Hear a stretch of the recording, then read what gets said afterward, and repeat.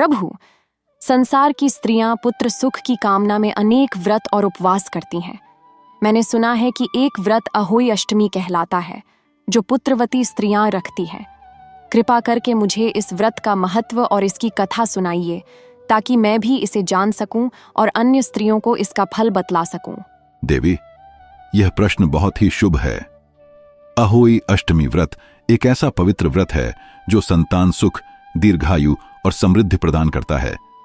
जो स्त्री सच्चे मन से इस व्रत को करती है, उसके सभी दुख मिट जाते हैं और उसके घर में सुख शांति बनी रहती है। मैं तुम्हें इसकी एक प्राचीन कथा सुनाता हूं, जो सत्य और लोक प्रसिद्ध है। बहुत समय पहले एक नगर में एक 7 पुत्रों वाली साहूकारिणी रहती थी। वह धर्मपरायणी, दयालु और सच्चरित्रा थी। एक दिन कार्तिक मास की अष्टमी को उसने अपने घर के आसपास की दीवार सजाने के लिए जंगल जाने का विचार किया। वह अपने छोटे से पुत्र के लिए कुछ मिट्टी और सजावटी वस्तुएं लेने गई। वहां उसने एक पेड़ के नीचे मिट्टी खोदनी शुरू की।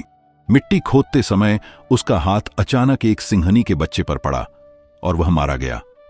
साहूकारिणी के मन में बहुत पश्चाताप हुआ। उसने सोचा, हे भगवान, मुझसे यह कैसा पाप हो गया? मैंने किसी का पुत्र मारा है। वह रोती हुई घर लौटी, पर उस दिन से उसके घर का सुख धीरे धीरे समाप्त होने लगा। एक एक करके उसके सभी पुत्र असमय मरने लगे। घर का वातावरण शोकमय हो गया। साहूकारिणी दिन रात विलाप करती, प्रायश्चित करती। वह मंदिरों में जाकर भगवान से क्षमा मांगती, परंतु उसका हृदय चैन नहीं पाता। वह सोचती, जिसने सिंहनी के बच्चे को मारा, उस पर सिंहनी का शाप तो अवश्य लगेगा। वह कई साधु संतों से मिली, कई तप किए, किंतु किसी ने भी कोई स्पष्ट उपाय नहीं बताया। एक दिन करुणा से भरकर वह पर्वत की ओर चल पड़ी। वहां उसने एक गुफा में ध्यान मग्न माता पार्वती को देखा। वह उनके चरणों में गिरकर बोली, माथे, मैंने अनजाने में पाप किया है, कृपा करके मुझे क्षमा करे। मेरे सभी पुत्र मर चुके हैं, मैं आपके शरण में आई हूं। हे सध्वी, जो प्राणी सच्चे मन से अपनी भूल स्वीकार करता है, उसका पाप नष्ट हो जाता है, परंतु तुम्हारा पाप प्रायश्चित मांगता है। तुम 1 वर्ष तक अहोई माता का व्रत करो।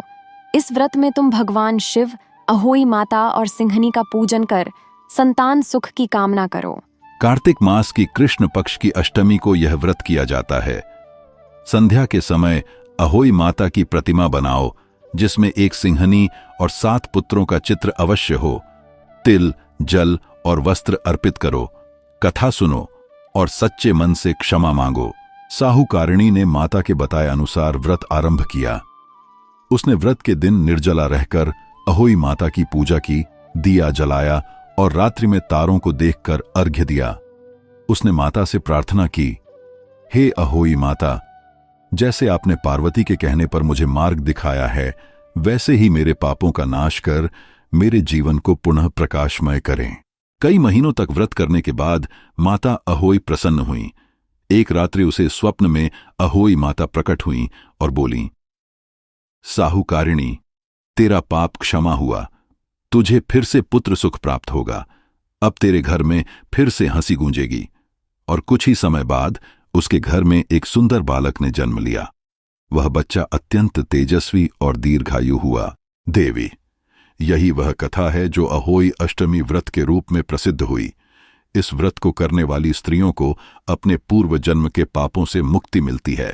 प्रभु, यह तो अति पवित्र व्रत है। कृपया इसके नियम और पालन विधि भी बताइए, ताकि मैं स्वयं भी इसका पालन करूं और स्त्रियों को इसका महत्व समझा सकूं। देवी, अहोई अष्टमी के दिन सूर्योदय से पूर्व उठकर स्नान करें, फिर साफ वस्त्र पहनें और अहोई माता का चित्र दीवार या कपड़े पर बनाएं। चित्र में 7 पुत्र, 7 पुत्र वधुएं, 1 सिंहनी और उसके बच्चे का चित्र अवश्य बनाएं। पूजन में जल, दूर्वा, रोली, चावल, हल्दी, दीपक, फल और मिठाई चढ़ाएं।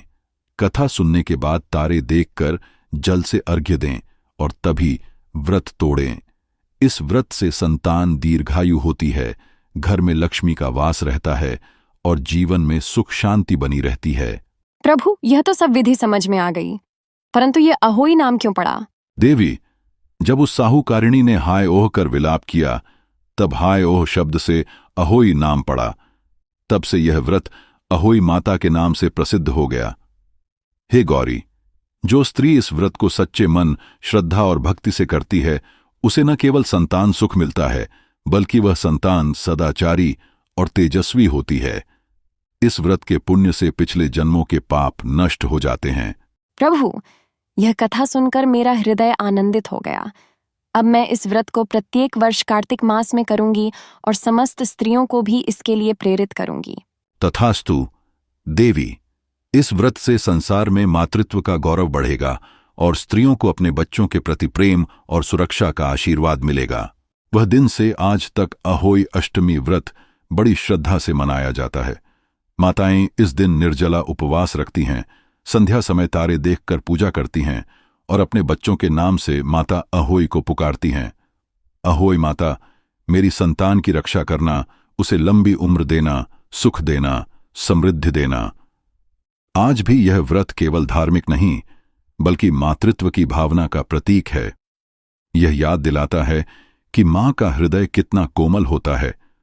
वह संतान के लिए भूखी रह सकती है, तप कर सकती है और भगवान से अपने बच्चे के सुख के लिए आशीर्वाद मांग सकती है। प्रभु, इस व्रत का संदेश बहुत ही सुंदर है। यह व्रत केवल स्त्रियों के लिए नहीं, बल्कि पूरे परिवार के लिए कल्याणकारी है। देवी, जो इस कथा को सुनता या पढ़ता है, उसे भी वही फल प्राप्त होता है जो व्रत करने से मिलता है। अंत में मैं आशीर्वाद देता हूं, जो अहोई माता की कथा श्रवण करता है, उसके घर में सदैव सुख शांति बनी रहे।